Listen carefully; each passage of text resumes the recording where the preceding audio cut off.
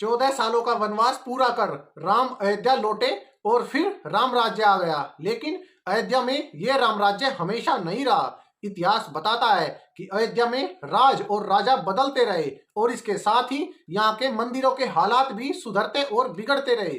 राम जन्मभूमि के इतिहास में अब तक आपने जाना कि अयोध्या का जिक्र इतिहास में कहां कहां हुआ और राम के जन्म की कहानी क्या थी। आज की इस वीडियो में जानिए राम के राज के बाद अयोध्या का हाल क्या रहा और राम मंदिर को तोड़कर मस्जिद आखिर किसने और कब बनवाई। बौद्ध साहित्य सुत्त पिटक में 16 महाजनपदों का जिक्र है और उसमें से एक कौशल भी है। अयोध्या कौशल की राजधानी थी। कुषाण आक्रमण के साथ पूरा इलाका कुषाण वंश के पास आ गया। इसी वंश में कनिष्क राजा हुआ था।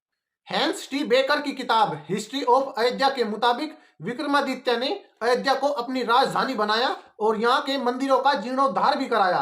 कुछ इतिहासकार मानते हैं कि मंदिरों का ये रिनोवेशन 57 ईस्वी यानी कनिष्क शासनकाल में हुआ था।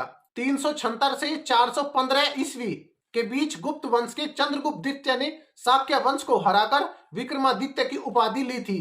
इतिहासकार एल बाशम कहते हैं कि चंद्रगुप्त विक्रमादित्य का पोता स्कंदगुप्त ने 454 से 467 ईस्वी तक शासन किया था। हैंस टी बेकर बताते हैं कि स्कंदगुप्त खुद को राम मानता था। उसने अपनी राजधानी साकेत को बनाया था और नाम रखा था अयोध्या। और एक मत यह भी है कि अयोध्या के मंदिरों का रिनोवेशन स्कंदगुप्त ने करवाया था।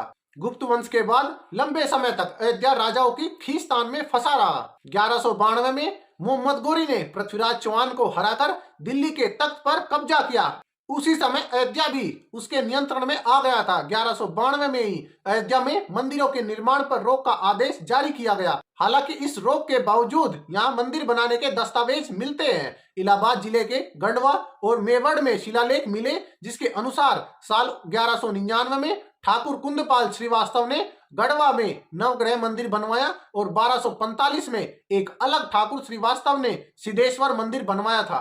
1132 में छपी किताब अयोध्या ए हिस्ट्री में लेखक लाला सीताराम कहते हैं कि 1528 में जाने माने फकीर फजल कलंदर के कहने पर बाबर ने अपने सिपासलार मीर बाकी को हुक्म दिया कि राम जन्म स्थान मंदिर को तोड़कर मस्जिद बनाई जाए। 17 दिन तक हिंदुओं से लड़ने के बाद ही मीर बाकी मंदिर में घुस पाया, लेकिन वहां से मूर्तियां अदृश्य हो चुकी थी।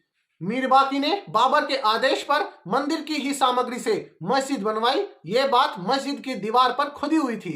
1784 में फ्रांसिस बुकानन ईस्ट इंडिया में बतौर मेडिकल ऑफिसर भारत आया था। 1813-14 में उसने अयोध्या का भी सर्वे किया था। अपनी रिपोर्ट में उसने मस्जिद का जिक्र किया था। उसने लिखा है, हिंदुओं का मानना है कि मंदिर को औरंगजेब ने तुड़वाया था। यहाँ की मस्जिद बहुत मॉडर्न है और उस पर लिखा है कि इसे बाबर ने बनवाया था। इस रिपोर्ट की वजह से मस्जिद को बाबरी मस्जिद कहा जाने लगा।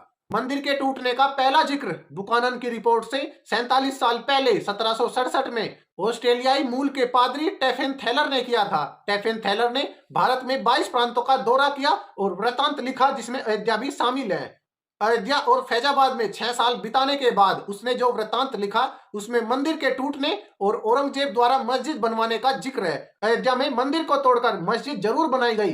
कहा जाता है 1528 में मीर बाकी ने बाबरी मस्जिद बनवाई, लेकिन विवाद का विस्फोट इसके 300 साल बाद 1855 में हुआ।